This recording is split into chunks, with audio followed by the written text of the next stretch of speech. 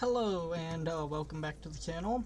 As you can see, I'm not doing D&D on screen right now. I'm going to be talking about D&D during this video while playing Ember Knights. I'm going to be showing off the bow. It's been a while since I played.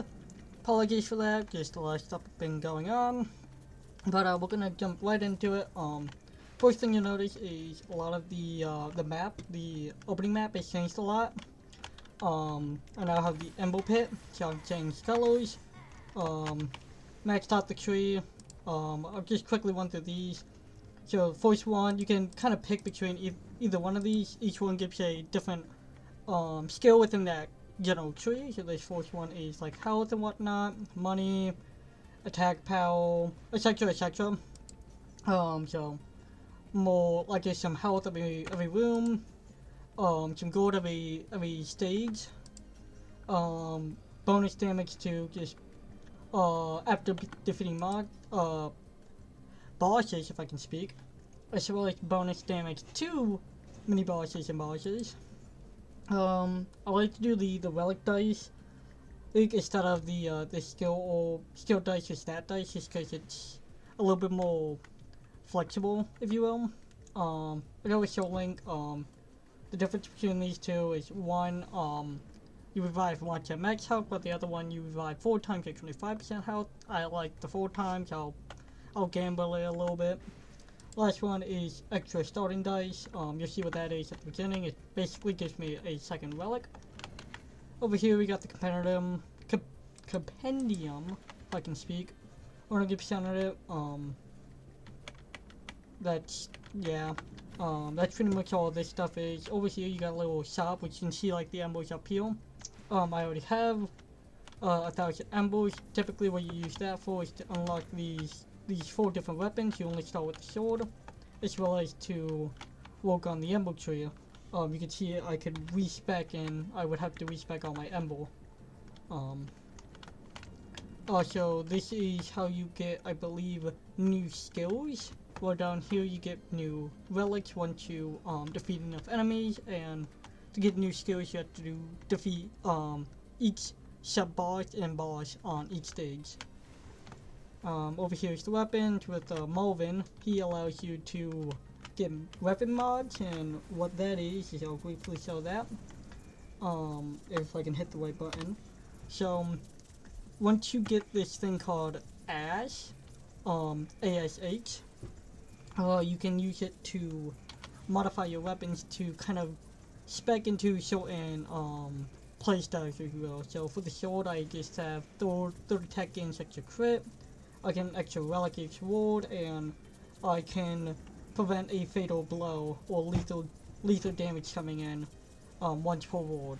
For the bow specifically, which is what I normally do, first time I get hit during a room, I become invisible and drop a decoy, as well as my third shot most enemies, and I have arrows for them. Each one of these will have its own set of things, each with with 3 columns, with 3 upgrades, and you have to start from bottom to top. Or from, not bottom to top, from left to right, to unlock. And last thing is that there's difficulty meter now, so I can kind of decide I want to play a little bit on the more harder side of the game and go about it like that, which also gives me more ember, which in all the games you use to max out your ember tree. But once you have that all maxed out, like I do now, I have all this extra ember. I can go over here and say I want to have crits refresh my skills, and I can just grab this or something else, and you can even refresh them if you want. But enough of all that. I'm gonna get into the game and kind of switch focus to D&D stuff. So, if you haven't watched my other episode on D&D, my most recent video, I would go watch it.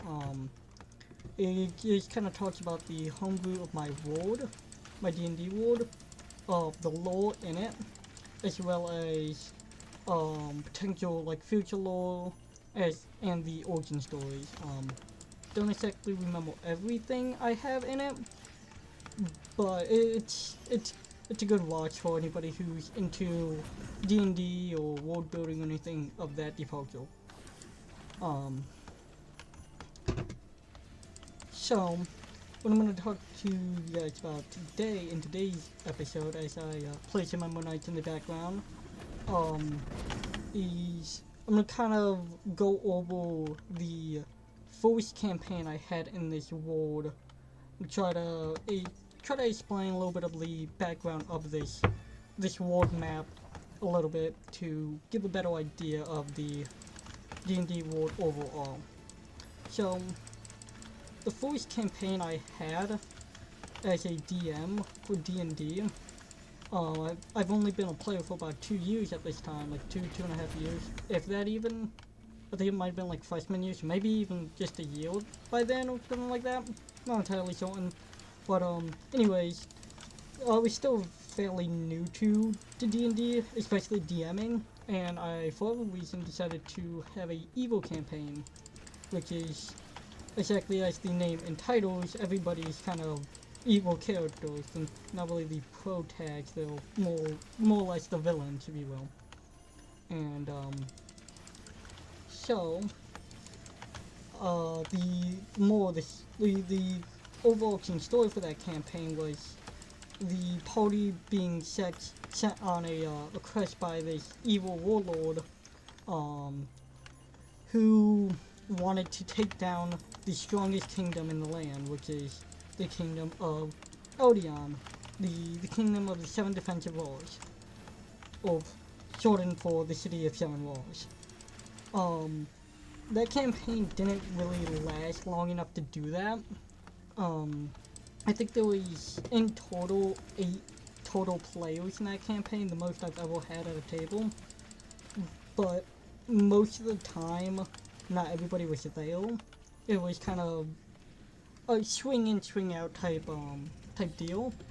And, with that, a lot of the players didn't really show up all the time, which it happens. I wasn't like too worried about it. But when we ended that campaign,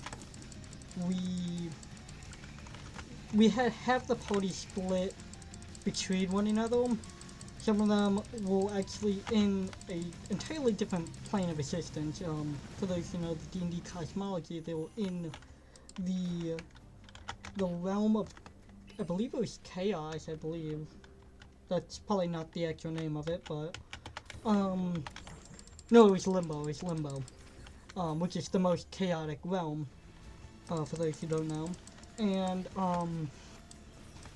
they literally, the last session was them going to that realm. They didn't even like get to actually experience, while the other group fled the area because they were in this kind of like underground kind of dungeon area, and they fled after a bunch of elementals fused into one another and basically became like a ticking time bomb. So there wasn't really like a good way to continue that campaign after all that, especially with 2 of the players left for college, 2 of the players that were dating each other broke up, and the rest of the group just kind of like lost interest or whatever, which happens. But because of that, I just kind of written off that the story, I don't know which session it was. I think it's this one. Nope, it's not. I just kind of written off that, that they eventually failed their mission, but the Lich King that ordered them to do that quest is still out there. Nobody's seen him since, which is actually potentially a plot that I might take up actually in my current campaign. I've not decided on it. Which is actually really interesting because somehow one of my players accidentally made that part of their backstory, considering what their backstory is. I won't say it too much in case for whatever reason my players are watching this, but they already know this part, so it's fine. I'm gonna reroll that.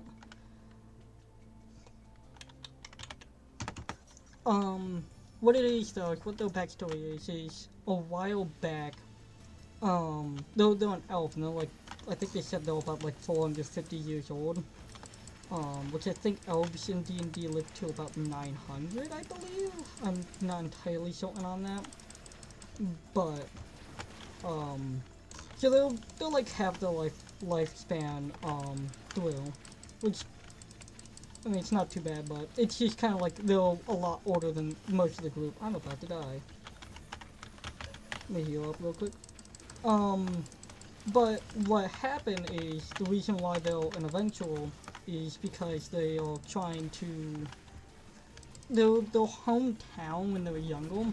They're raided by a bunch of orcs, and they managed to escape, but without any of their family. Their family all died during the incident, and so they found this this group who happened to be a family, and so then now they're trying to keep tabs on like basically that family's grandkids, like great grandkids, essentially.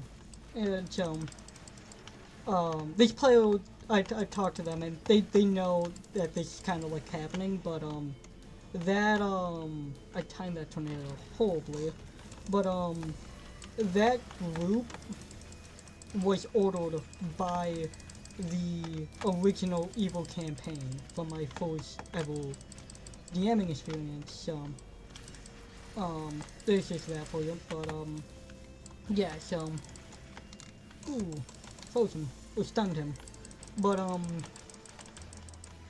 so what ended up happening with that group is that 7 I think I've said this a little bit in the last video, but 7 great warriors, which each of the nearby islands are actually named after. The 7 great warriors of Eldion, the Eldion area, which later got renamed to the Kingdom of Eldion and overall renamed to the Doppelganger Shadowcrit. They banded together to stop this orc invasion, as well as what were known as later known as the 7 Sinners, the 7 Sinners of the Great Lich King, and that's kind of where the original Evil campaign ended, like story-wise, their stories ended, but that is after that village that my current player, that's after that village got raided, and that's kind of like what led to those Avengers banding together, is seeing that village and certain residents from that village banding together and informing them and allowing for such things to such a group to form. Nowadays though, they're just kind of, their names are unknown, but like who they are for the heroes is mostly forgotten. But the villains though, nobody really knows who they are, and there's even speculations that some of them still might be out there somewhere. For anyone who's watched the anime 7 Deadly Sins, that's probably about the best comparison I can give it, is kind of how that anime opens up. Like everybody's like, oh, aren't they dead by now? Oh, I've heard rumors of one still being around, which in fact one of them, Samaj, is still out there and was actually featured in the campaign before this one. But for the most part though, it's really unknown what the original 7 Sinners have done and what they're doing now, more or less. So as for the evil Lich King, nobody's seen the Lich King or seen any like evidence of their assistance or anything along those lines since the original incident as well. So people know of the evil Lich King's den, and some adventurers have even tried to get there themselves, but nobody's really come back from such quests and adventures, per se. So, most try to tread away from such, one would say, suicidal missions, essentially, as many would come to refer to them as. And yeah, that's kind of like the short and sweet story of the great of the evil sinners, the seven sinners, who were working for the great Lich King. So, I do still plan to make a follow-up video from the last D&D video that I made. This is, if you were to put it into like a series, this should kind of be like 1.5. But I do plan to make like a formal, like grounded, like follow-up video, referring to a little bit of the origin stories, a little bit of the current, as well as a more grounded series of like the ages and how time has progressed throughout this world, the world of Alistan as a whole. But for now, that's gonna kind of wrap up that little bit. I'm gonna continue playing this until I'm finished this run. I'm about a third of the way through, so I don't really know what I'm gonna talk about for the rest of this. As you probably noticed, I don't really script my videos, just kind of go freelance with it, but yeah, I guess I can kind of talk about the game a little bit. So, as you've seen, there's been, like, stronger monsters as well. I think, the first level there was, like, the stronger, like, I guess you can call them, like, worms, whatever, like, that had, like, that mini-boss ball. Those are called champions. As you can tell, they're a lot stronger, as well as, somewhat of summoners, if you will. And summon the weaker variants of them, as well as do a shit ton of damage, and all have like their own unique attack and whatever. And yeah, I don't really know what else has come up. I wasn't really paying too much. Oh yeah, the Mimicking. So that's another thing, that giant chest. If you happen to guess the right chest, you get a bit of money. I believe you get a relic, as well as typically some like either some health or like a stat orb or gem like this. This shop really kind of sucks, cause I do not have. I guess I have poison and ice. So I'll get that.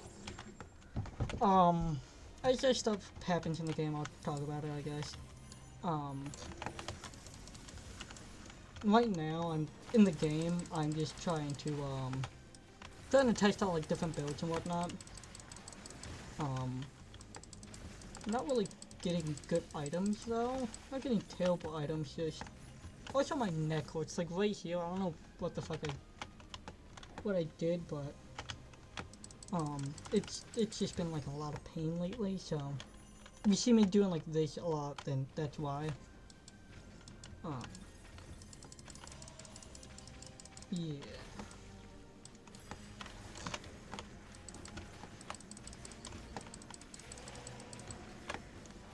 I am not in a good position. Whew. I had this really good run earlier today. I had I just kind of like grinded out crit chance and managed to, I think the cap, I'm almost certain the cap is 35 for base crit, because I kept on getting crit stuff after that and it just was not going up. I don't know if that's the cap or if it's just like a bug or whatever, but um, I had that, and then I had, whenever you heal, your your crit goes up, which at base value goes up by 25. But I had 2 stacks of it, so it went up by 50%. So whenever I healed, my crit would be, excuse me, I would have a 85% chance to crit. And the cool thing about critting is you do basically double damage. And as you realize, a lot of oh, I died. Well, a lot of like extra, you do a lot of extra damage, but you also have a lot of like relics that will proc whenever you crit. For example, this other relic that I had, which was whenever you crit, you heal. But whenever I heal, my crit chance goes up. So the moment I would heal, I just had a, what even hit me? Oh, and lag. Okay, I just had like a constant trail of like critting. Like I would just always have 85% chance to crit. So I already had 35 plus the 50, and it was just, I just could not be damaged. And then on top of it, I also had a relic, which is whenever I would perfect my skill, I would have shields for 2 seconds. On top of it, I also healed whenever I would use my skills. So I would always heal. I couldn't be hit. I would always be critting. And then to top it all off, my skills were Chakram and Bomb, which are 2 of the 3 best skills, in my personal opinion. Chakram, Bomb, and don't remember Chakram, Bomb, and Hailstorm, which is this ability, the one that kind of puts all the ice shards around me, or the ice spears around me. So it was probably the easiest one of any roguelike game I've ever played, which, to be fair, I've played 3, and one of them is a card deck builder, but, yeah, it was such a good run. It felt nice.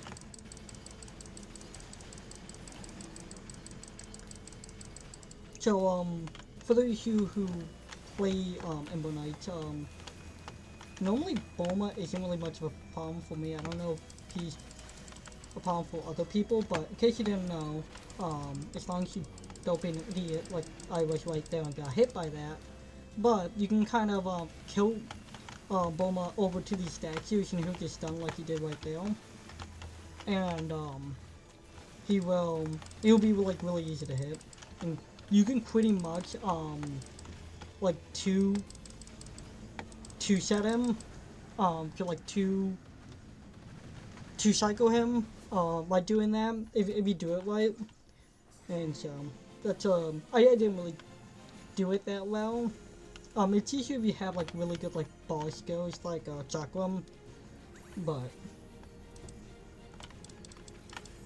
yeah, if you're able to do that, that can help a lot. Another thing is also, if you notice, whenever I'm in, like, these ending rooms, timer doesn't go up. Same if you're in the starting room for a world. So if you're like playing and you need to like go use the bathroom real quick, or like get a drink of water or something, that's a good time to get it. Speaking of hydration, make sure you stay hydrated. Alright. This stage is normally the stage that kills me. Just because I'm not good against these enemies. I never understand how to fight these enemies. They, not even these ones, just like the werewolves and the mages. What normally kills me. Alright, I want stuff that either freezes or gets me crits. That's what I want. So I'm gonna spend some of my rerolls. You can see my rerolls down there. I could get reduction. Actually, yeah, I'm gonna take damage reduction. Because stage 4, you take like a shit ton of damage. So, damage reduction would be nice.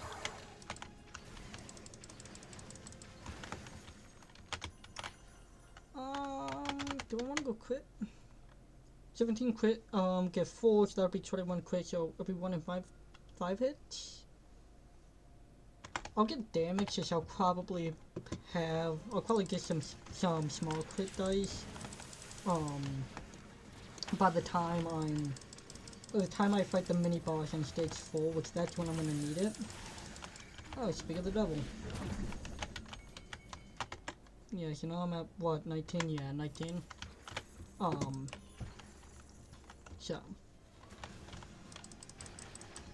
Yeah, because if I can get, 19 is probably fine. I would like 21, but 19 should be good. Then it's roughly 1 in 5 hits. I already basically triple shot. So, I want to focus damage and health now. I don't think I really need skill damage. Hailstone would be good with skill damage, so I guess alright, so I want to do damage, health, skill damage, crit, agility in that order. Is what I wanna favor. Also, if anybody plays this game and knows what agility is actually helpful for, please let me know, because all I see it doing is making you go faster, which sucks. Because, I mean, I don't know, I play the bow, so maybe it's just not as useful for me, but I know it's really good for, like, hammer, but, like, unless you're the hammer who's just naturally super slow, I don't really see a purpose in it, I'll be completely honest. Also, whenever you see, like, a bunch of these just in a row for this stage, that's when you wanna, kind of attack them. That's when you kind of want to, like, farm the gold. If it's not really in a row, it's not really worth going for those skulls on this stage. Just kind of chews up time. That's unnecessary. It's only really useful when they're in a row. Which, I'll show you what I'm talking about a little bit later once it comes up, but defeat an enemy, lightning with punish one skill charge. I have crit for lightning and third hit lightning. That might be, yeah, because the max money you can have is 999 and I had like 800 right there. 860 I think, so kinda needed to spend it anyways. Another good thing with this stage is whenever you see like those, you want to get the embers. Or, yeah, I think they're just called embers. You want to make sure that you get them because that will help with damage. And the sooner you get them, the more they can help with damage. So, which helps with getting the stage done faster. And if you can get the stage done faster, you get extra embers, as well as if it's your first time, you unlock a relic for the stage, which goes for all the stages, not just this stage. But that's just something that you can use for this stage specifically. If you're playing the hammer, you can actually hit these those apples to get 3 max health increase, a max health increase of 3. And with the staff, you can use it to in order to what is it? Get, I think it's skill recharge, like a recharging of your skill. Cause that's pretty cool. Or one attack skill charge. Alternatively, if you have like any fire, you can light it on fire, similar to what you do with the steak. But that would turn into a pie. And then if you have piercing weapons like a bow, you can shoot it and it'll turn into 4 pie slices, which is really good because the apple heals you 5, the pie heals you 10, but each pie slice heals you 3 and it gives you 4. So you eternally get 12. So that's just kind of, in case you didn't know, that can kind of help you out a little bit. Which makes certain skills like Fire Wheel really good on this stage. Or really just in general, honestly.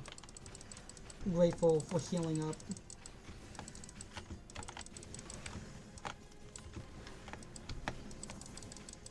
Also on this stage, I kind of like to get rid of these, the scarecrows and the robes first whenever possible. And kind of leave these guys for later. The only time I really prioritize anything else is when there's werewolves. But, typically if I have, like, a lot of health still on me, I won't really worry about the werewolves right away. Just because, they're more or less just stuff you gotta worry about and not really, like, focus immediately. Especially to get rid of the wish robes first, because the wish robes and the scarecrows can attack you, across stage, while the werewolves are a lot easier to stun and a lot more melee. Same with the assassins, so they get damage. I'm low on damage. Oh, I should have got that one, but it's too late. But see, you can just kind of like get away from them. They can't really do much. The only thing is their lunge attack is not exactly, the hitbox isn't exactly what it looks like for the werewolf, so you do kind of have to watch for that. But other than that, you don't really have to worry about them too much. So.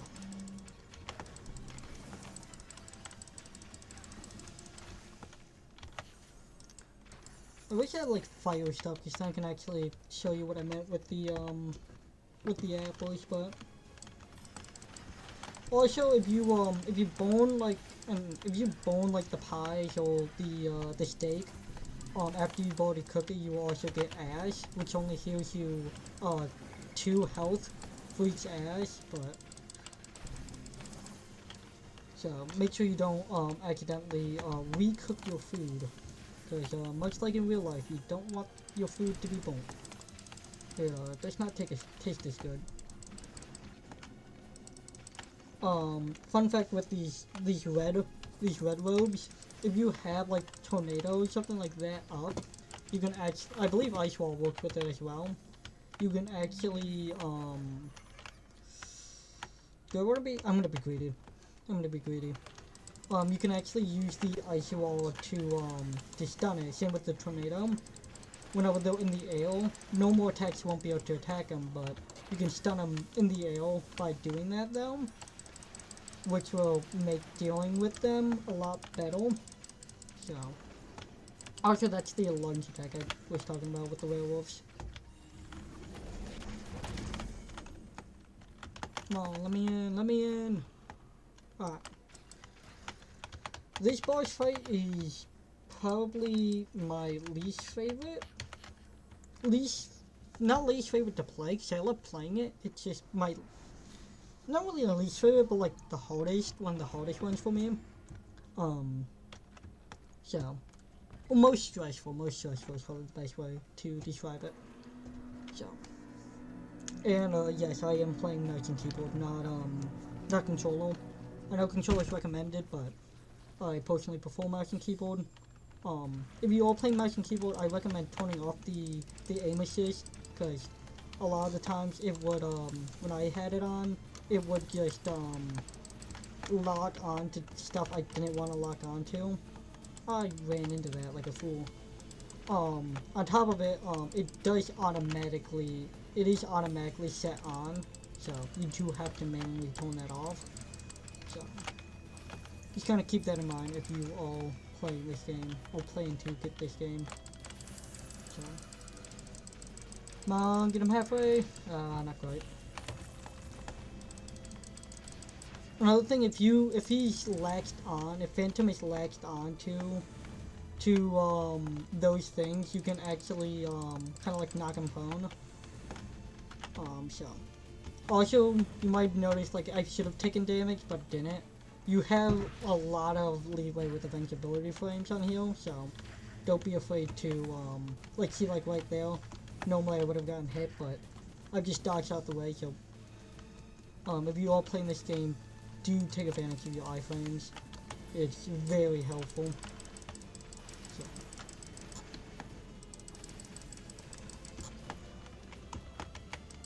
Damn it. Yeah, so if I can knock this out, he's now stunned, so now I can just do a shit ton of damage. I don't think I'm gonna kill him. Can I? Yes, there we go. if you don't kill him before that, he normally has this kind of like plasma wave that just kind of like locks onto your character and just kind of circles about, which does shit ton of damage. I think it does like 32 damage, I think. I'm not entirely certain on that, but also you can see time with pistols and guns, just like last stage. But this is kind of what I meant with if you do the time bonus, you get a bunch of ember as well as like a stat orb as well. So, and whenever you defeat the main boss for each world, you regain all your health, like you saw right there as well. That's the reason why I wasn't too worried at the end of it. I knew as long as I can just kill it, I'll be fine and I have to waste another revive. I hope I get a shop early on also, because I'm almost at max gold pretty soon here. Oh good! For this stage you want to get rid of those things, these little balls, because that will charge up these a lot of the enemies on this stage with these kind of sparks, which will make them do more damage and make their damage radius bigger as well. You should skill your weapon. I can use that for healing, but nothing really else. Do more damage, but I need stuff to like crit. That's what I want. I got one more reroll. I'll YOLO it.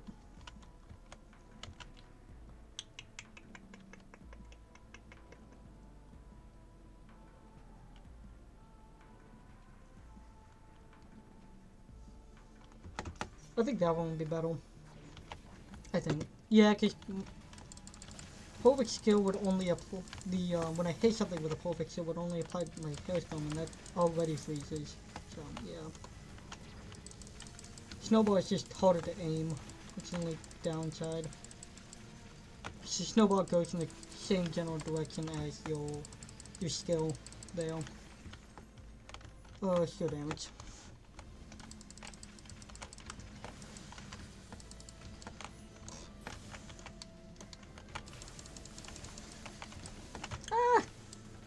One of them was your version.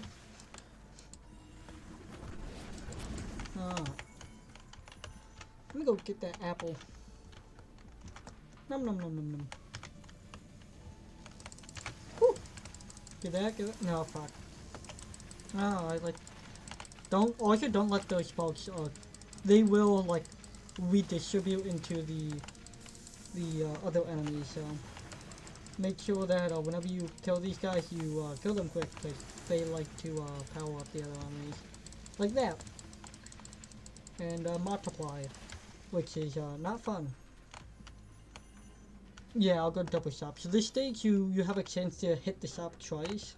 So, ooh, I could get some stun. I don't think I have anything that is good on stun. Who's texting me? Reddit. Of course Reddit's texting me. 4 things. Reddit has to be Reddit. I can take damage. Whenever you attack a frozen enemy with your weapon, a burst of ice shards. AoE, yeah, I'll take some AoE. Don't mind a little bit of AoE.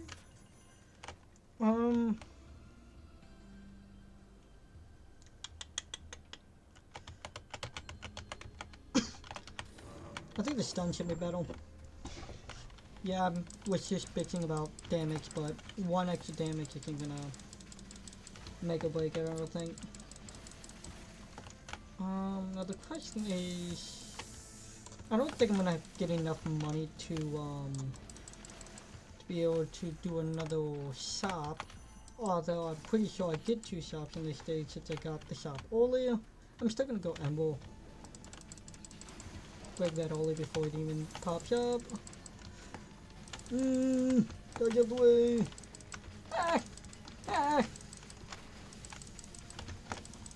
I've never not liked dodge so much. Alright. Distance spike. Set selector, give me damage. Please. Maybe. That'd be nice. You know you wanna give me damage, game. Be damage.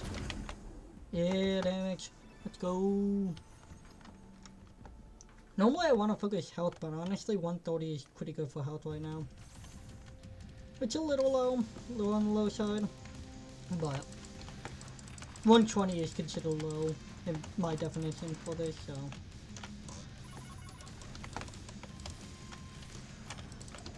Ah! I forgot I don't have fucking shields right now. Dummy crit damage! Ah! Where the fuck did I get all that crit from? Oh, did he stun? Did he get stunned? I don't think Boston gets stunned. It'll be quick, you do bonus stun. What was that? What did that?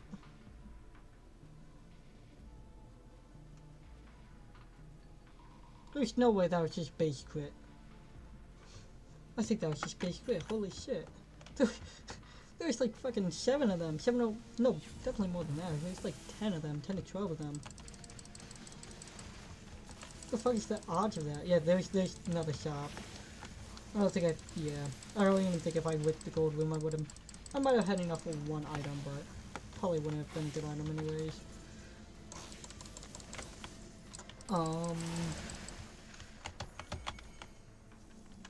What would be the odds of that? Jesus. I should have gone shop anyways. I'm not gonna get anything in gold room. Could at least got like stat orbs. Glowing, I'm literally glowing. Let's see, like, I don't know, I have to like check the replay of that. See how many that is. See how lucky that would have been. Well, I'm like 40 minutes in. Probably be like 38 minutes probably where I want to start. See how lucky that. There's another chain. There's like, I think there was like 4 or 5. Oh, there's more crits. So what, 25? If I crit now. Woo. Woo. These guys are what kills me on this stage usually.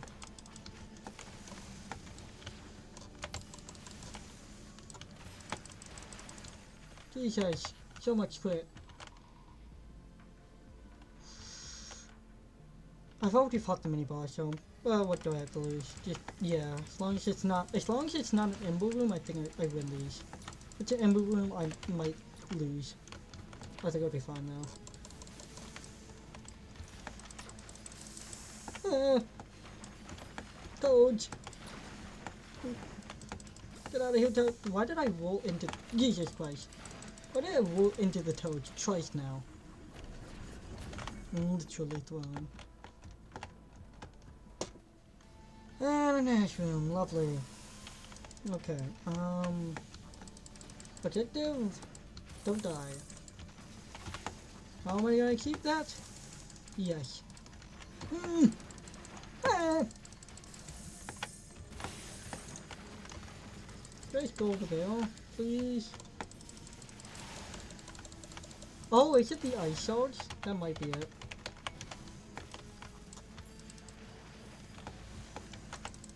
I wish these fucking stat dice would be damage and not health. I don't need health now. 120, be fine. If anything, that's just health I won't be able to replenish because I don't have anything to heal with. Oh, healing skills. Oh, what are they called? Relics. That's the word. Ah! The most closest I have is damage reduction, which is coming in clutch right now. 2 damage, taking 2 damage loss each hit. Alrighty. This is where I wish I took the using perfect skill gives you like fire attacks, because that would be 12 for each of those rather than 5. So what, like 20 to 48, an extra 28 health back after that, so 60. On top of the 63 that I have now, I would also have another 28 on that, so whatever the fuck that is. And I could very clearly need that, or use that.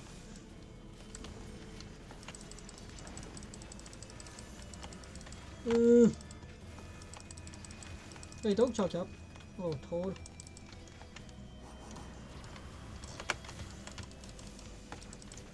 If I can get these frozen enemies, need enemies to freeze, so then I can ice shot them, do shit tons of damage.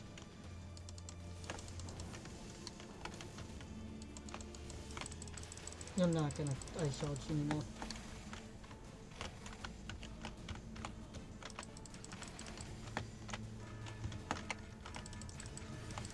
Whenever you're fighting this guy, it's best to just stay on those corners. Come on, I would like to not use another life. Ah! Get away! Get away!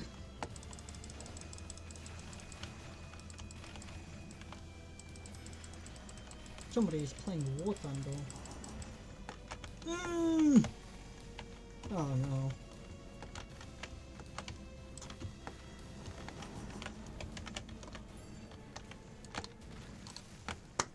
Don't know how I died, but okay, I'll take it. I can't complain about the dubs. Let's go. Alright. Let's see what's that again. Quick!